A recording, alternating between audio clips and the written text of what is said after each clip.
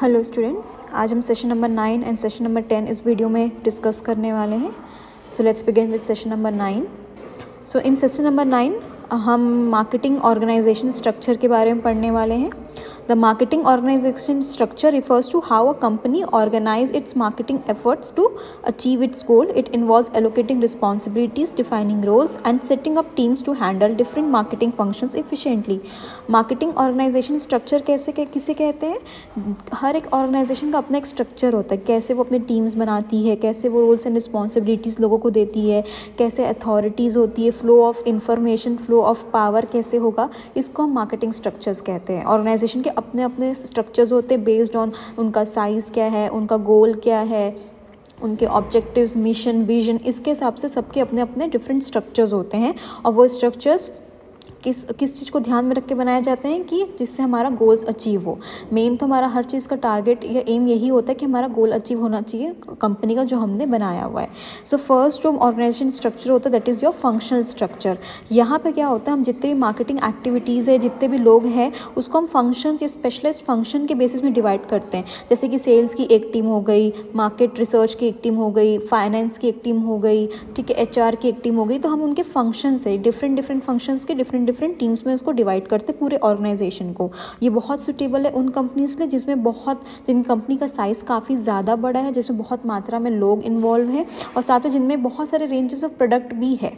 ठीक है, इसमें कुछ एग्जांपल्स भी दिया हुआ है. जैसे कि कंपनी माइट हैव एक डिजिटल मार्केटिंग की अलग टीम हो सकती है, प्रोडक्ट मार्केटिंग की अलग हो सकती है, कस्टमर सर्विस की अलग हो सकती है. तो this is your function based structure. Now product based structure क्या होता है, यहाँ पे जो हम लोग जो टीम्स है उनको कैसे डिवाइड करते हैं, एक प्रोडक्ट लाइन या ब्रांड्स के बेसिस में. सपोज एक कंपनी जिसमें 2 से 3 वो ब्रांड वो चलाते हैं, एक ऑयल का ब्रांड है, एक शैम्पू का ब्रांड है, एक कोई क्रीम का ब्रांड है, या कोई भी कॉस्मेटिक्स ब्रांड हो गया, एक फूड ब्रांड हो गया. मतलब ऐसे अलग अलग 3-4 अलग अलग स्ट्रीम्स या प्रोडक्ट लाइन है. तो हर एक को अलग अलग डिवाइड कर दिया. शैम्पू वाले को एक साथ कर दिया, या फूड इंडस्ट्री को एक साथ कर दिया, कॉस्मेटिक को एक साथ कर दिया. ऐसे करके हम उनके प्रोडक्ट के बेसिस में क्या करते हैं, पूरे जो ऑर्गेनाइजेशन उनको डिवाइड करते हैं. और उस टीम में भी उनके अलग अलग हो सकते हैं डिपार्टमेंट, क्योंकि एक प्रोडक्ट लाइन के भी सबकी अपनी प्रोडक्शन टीम होगी, फाइनेंसिंग टीम होगी, मार्केटिंग टीम होगी, सब चीज़ होते हैं. तो हम इसमें क्या करते हैं, प्रोडक्ट के बेसिस में पूरे ऑर्गेनाइजेशन को डिवाइड करते हैं. ठीक है, एग्जाम्पल इसमें दिया, multinational company with separate marketing teams for each of its product categories, जैसे कि इलेक्ट्रॉनिक्स, क्लोथिंग, फूड, अलग अलग सबका है. Third is your geographical structure. यहाँ पे हम लोग क्या करते हैं, रीजन या टेरिटरीज वाइड डिवाइड करते हैं. जैसे कि नॉर्थ के लिए एक टीम हो गया कि नॉर्थ का जो भी चीज़ है कंपनी का वो एक टीम हैंडल करेगी, साउथ का एक टीम, या स्पेसिफिकली 2 स्टेट वाइज हो गया. ऐसे हम रीजन या टेरिटरी बेस्ड में क्या करते हैं, पूरे ऑर्गेनाइजेशन को डिवाइड करते हैं. और ये उनके लिए सूटेबल होता है जिनके बहुत सारे एरियाज़ में ऑफिसेज हैं या कंपनीज अपने आप को लोकेट करके रखी हुई हैं, जिनके बहुत सारे ब्रांचेज हैं. वो लोग इस टाइप के स्ट्रक्चर्स को यूज़ करते हैं. ठीक है, जैसे नॉर्थ अमेरिका, यूरोप, एशिया, इसमें दिया हुआ है एग्जाम्पल के तौर पे.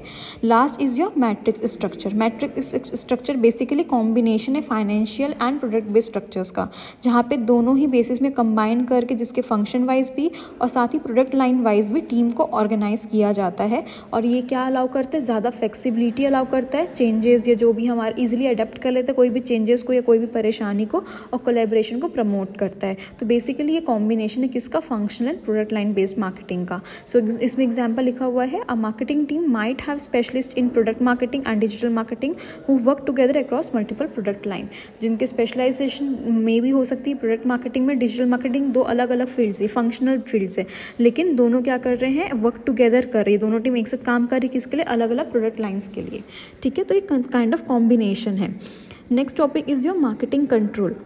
Marketing control refers to the process of monitoring and evaluating marketing strategies and performance to ensure that goals are achieved efficiently. अब मार्केटिंग कंट्रोल में हम क्या करते हैं, हम लोग बेसिकली मॉनिटर करते हैं, साथ में हम इवेलुएट करते हैं जितनी भी हमने स्ट्रैटेजीज बनाई है या जो भी परफॉर्मेंसेज हमें आ रहे हैं उसको हम इवेलुएट करने की कोशिश करते हैं, क्या whether it is working on the right direction और नॉट, क्या वो सही डायरेक्शन में काम कर रहा है कि नहीं, क्या वो इफिशियंटली काम कर रहा है कि नहीं, क्या हमने जैसे प्लान किया अपने स्ट्रैटेजीज़ को, फंक्शंस को, क्या वो उस तरीके से काम कर रहा है कि नहीं. तो ये हम मार्केटिंग कंट्रोल के अंदर करते हैं. ये क्या हेल्प करता है बिजनेसेस को, इफेक्टिवनेस, अपने उनके एफर्ट्स की, उनके एडजस्टमेंट्स की, जो भी उनके एफर्ट्स की, उनके फंक्शंस की इफेक्टिवनेस को चेक करता है बेसिकली. और अगर कोई उनको कुछ कमी दिखती कहीं पर, फिर वो हिसाब से उसमें एडजस्टमेंट्स करता भी है. मार्केटिंग कंट्रोल के भी कुछ टाइप्स यहाँ पे डिफाइन किए गए। Annual plan control, annual plan control basically क्या होता है, यहाँ पे हम लोग एनुअली जो मार्केटिंग के जो ऑब्जेक्टिव हमने सेट किया उसको एनुअली हम लोग क्या करते हैं, चेक करते हैं कि क्या हमने जो ऑब्जेक्टिव बनाया है वो अचीव हुआ है कि नहीं, साल में एक बार, ये इस तरीके से जो हम चेक करते हैं अपनी चीज़ों को, उस एनुअल प्लान कंट्रोल के अंदर है। ठीक है, इसमें बेसिकली हम लोग जो एक्चुअल परफॉर्मेंस है उसको हमने जो सेट किया टारगेट परफॉर्मेंस से उससे कंपेयर करते हैं। सपोज हमारे लिए साल भर का 3000 करोड़ टर्नओवर है फॉर एग्जांपल, तो हमने कितना कमाया, ये हमारा एक्चुअल परफॉर्मेंस, हमने सपोज 2000 करोड़ कमाए, ये हमारा एक्चुअल परफॉर्मेंस है और हमारा टारगेट परफॉर्मेंस क्या है 3000 करोड़।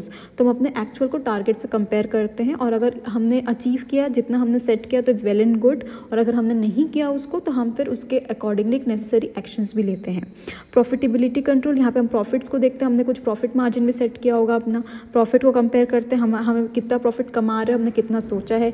इफ़िशिएंसी कंट्रोल, इसमें क्या आता है कि कैसे मार्केटिंग रिसोर्सेज का जो हम रिसोर्सेज यूज़ कर रहे हैं, क्या हम लोग उसको सही तरीके से यूज़ कर रहे हैं कि नहीं, हमारी कॉस्ट इफिशिएंसी है कि नहीं, एलोकेशन सही तरीके से हो रहा है कि नहीं। तो बेसिकली यहाँ पे हम लोग क्या करते हैं, अपने रिसोर्सेज को मॉनिटर करते हैं कि हमारा जो रिसोर्स का यूज है, एलोकेशन है, वो राइटली या उस तरीके से करेक्टली तरीके से यूज़ हो रहा है कि नहीं।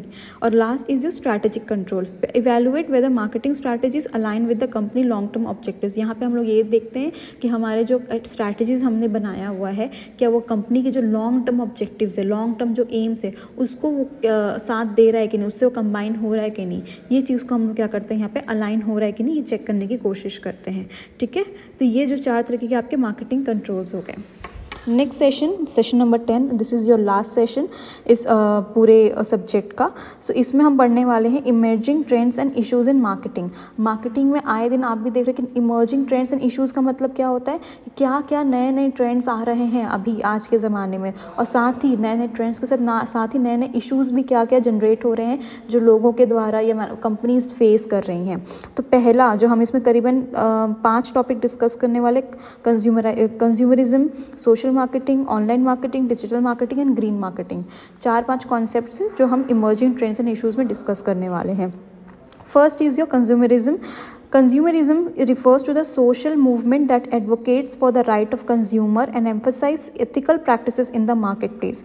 ये बेसिकली किसके लिए, टोटली कंज्यूमर के लिए, कंज्यूमर के राइट के लिए, कंज्यूमर के प्रोटेक्शन के लिए है कि उनके साथ उनको ये चीज़ समझाना कि उनका क्या क्या राइट है और उनके साथ सही एथिकल प्रैक्टिस में सही तरीके से चीज़ें हो रही है कि नहीं, मार्केट प्लेस में कोई गलत प्रोडक्ट उनको नहीं बेचा जा रहा है, कोई उनके साथ धोखाधड़ी तो नहीं की जा रही है। तो बेसिकली राइट ऑफ कंज्यूमर के लिए ये कॉन्सेप्ट आया है। It focus on ensuring that consumer have the power to make informed choices and that their interest are protected by business and government. ये क्या इंश्योर करता है कि कंज्यूमर को वो पावर दी जाए कि वो अपने खुद से चॉइसेस बना सके, साथ ही उनको पूरी इन्फॉर्मेशन मिलनी चाहिए प्रोडक्ट के बारे में, और उनकी इंटरेस्ट भी बचना चाहिए किसके द्वारा, बिजनेसेस एंड गवर्नमेंट के द्वारा, कोई भी उनको एक्सप्लॉइट ना कर पाए, कोई भी उनको हार्म ना कर पाए, ये चीज़ इंश्योर करता है। की एक्सपेक्ट्स क्या है इसमें, consumer right, the demand for consumer की राइट है, ये इंश्योर करता है, कंज्यूमर का ये हक बनता है कि उनको ट्रांसपेरेंसी होना चाहिए, प्रोडक्ट की सेफ्टी पूरी मिलनी चाहिए, प्रोडक्ट एंड सर्विसेज के बारे में पूरा इन्फॉर्मेशन उनको मिलना चाहिए उनके, और साथ ही उनको अवेयर भी कराना कि उनके क्या क्या राइट्स है, जैसे कि उनको इन्फॉर्मेशन, वही सेम चीज़, चूज़ करने का, सुनने का, पढ़ने का, पढ़ाने का, सबका राइट कंज्यूमर को होना चाहिए, ये इंश्योर करता है। Ethical marketing, consumer expect business को कि वो responsibility and marketers ensure advertising, sales tax and product offering fair and transparent. Consumers को जितनी भी एडवर्टाइजमेंट जिसे हम देते हैं, कोई प्रोडक्ट के बारे में कुछ बताते हैं, तो वो फेयर होना चाहिए, ट्रांसपेरेंट होना चाहिए, कुछ झूठा नहीं होना चाहिए, ताकि कंज्यूमर आप पे ट्रस्ट कर पाए, ये चीज़ इंश्योर करता है। कंज्यूमर प्रोटेक्शन लॉ, अगर कोई भी उनके साथ अनफेयर प्रैक्टिसेस हो रहे हैं तो उसके खिलाफ जो उनको प्रोटेक्शन मिलनी चाहिए वो ये चीज़ इंश्योर करता है। और पर्सनल डेटा प्रोटेक्शन, मतलब कई बार हम कुछ फीडबैक फॉर्म्स फिल कराते हैं, या कोई उनका कुछ ऐसे प्रोडक्ट्स रहते हैं जिसमें हमको उनके कुछ पर्सनल डेटाज लगता है, नाम, नंबर, एड्रेस, ये सब चीज़ें, तो वो चीज़ को भी इंश्योर करना, उस चीज़ को भी प्रोटेक्ट करना, ये चीज़ इंश्योर करता है। तो consumerism basically totally for the right of the consumer, उनके हक के लिए, उनके प्रोटेक्शन के लिए है। ठीक है, यहाँ पे एक एग्जाम्पल दिया हुआ है, आप लोग रीड कर सकते हैं। Second is the social marketing. Social marketing refers to the use of marketing technique to promote social causes और इन्फ्लुएंस सोशल चेंज। यहाँ पे social marketing is not social media marketing. Social marketing का मतलब क्या गया है कि सोशल कॉजेज, ऐसी मार्केटिंग करना, मार्केटिंग स्ट्रैटेजीज़ को ऐसे यूज़ करना जिससे हम जो सोशल कॉजेज हो रहे हैं उसको हम लोग इन्फ्लुएंस कर सके, उनको बता सके, प्रमोट कर सके, और साथ ही इन्फ्लुएंस सोशल चेंज, और जो चेंजेस नेसेसरी हमारे सोसाइटी में, लोगों के बीच में, उनकी मेंटेलिटी में, वो चेंजेस को भी लाने की हम कोशिश करें। Unlike traditional marketing that aims to increase sales, social marketing focus on influencing behaviour for the greater good of society.